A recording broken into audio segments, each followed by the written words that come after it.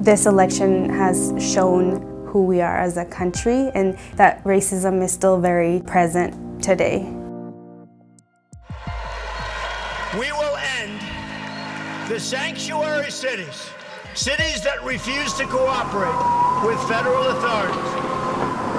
Our students being called illegals, our students being called leechers. If he doesn't remain with his commitment to enforce immigration laws first and foremost, then he'll pay a huge political price. We were originally living in another area of San Francisco, and we recently moved to this side. I was born in Mexico, and I migrated to the US when I was 8 years old.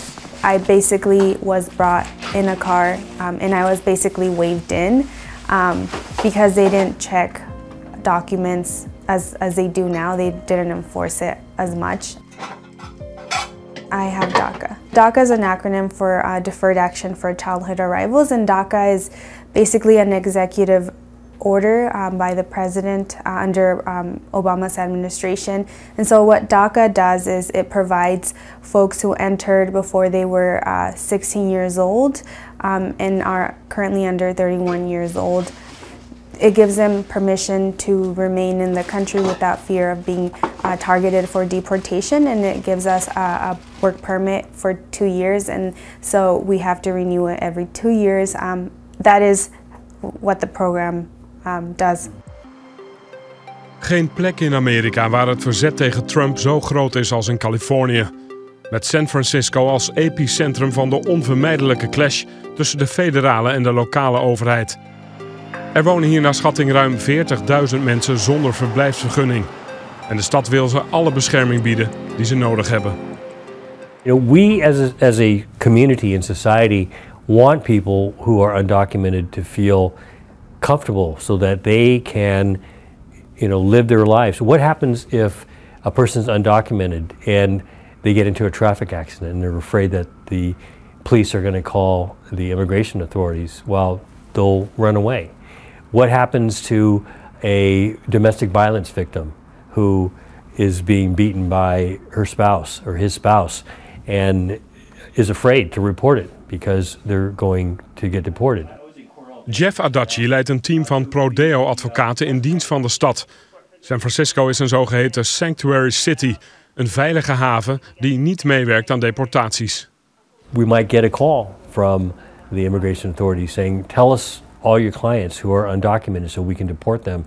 And as a city employee, I'm entitled under law to say no. It's not that I'm obstructing their efforts, I'm simply choosing not to cooperate.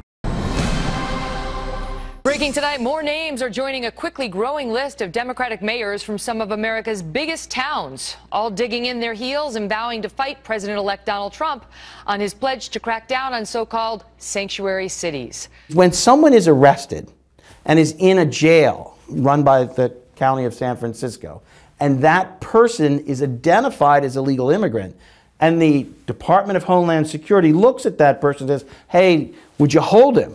Please don't release that person for 48 hours so we can come down and interview that person.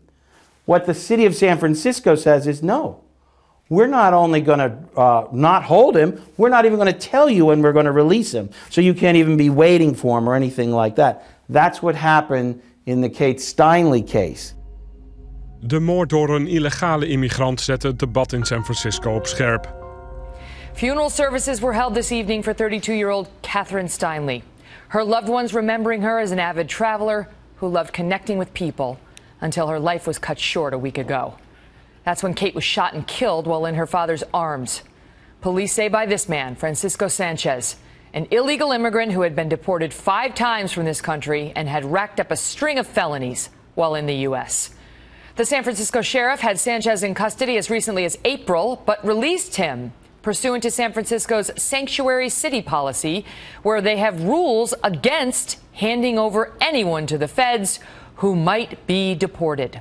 You could argue The law is the law. These people are here breaking the law, so Trump is right. The truth of the matter is undocumented people commit less crimes than citizens do and are more law-abiding. And all the studies have shown that. So this idea that we have to rid our country of immigrants in order to make it better is misguided. Maar na de moord en zeker na de verkiezing van Trump lijkt de geest uit de fles. Vorige maand kwam zelfs een extreemrechtse groepering in San Francisco demonstreren. Iets wat ze hier in geen tijden hadden gezien. Several months ago, a woman was gunned down and murdered at this pier.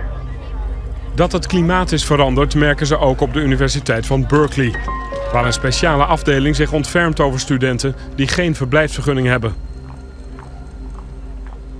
And we provide a resource center, a psychologist, an immigration attorney, an academic counselor to help students feel like Berkeley is not just a university, but a home and a community of safety that they can always go to in good times and bad times and in all times. The election of Donald Trump has provided a sense of uncertainty for the future for undocumented students. One, two, a sense of fear of safety. If they're going to be attacked by ICE, if their family is going to be attacked. There's been about a 60% increase in students seeking out mental health support from our clinical psychologists. I'm originally from the Fijian Islands, so I came here when I was about 7 to 10, around that range. I do behave a bit differently. I'm more alert about my surroundings. I don't jaywalk.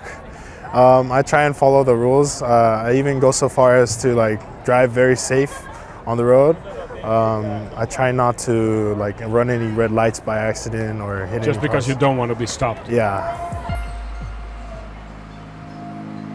¿Cómo está? Bien, gracias. Recibí su mensaje. Yo sé que estaba llamando porque tenía algunas preguntas acerca de la aplicación que mandamos para el permiso de trabajo. Ook Anna biedt hulp aan mensen die, net als zij, geen papieren hebben. It's not necessarily that I feel safe, but I know that I'm part of a community that comes together and fights back. Wat gaat Trump straks echt doen en wat was alleen campagneretoriek? Er is niemand die het weet.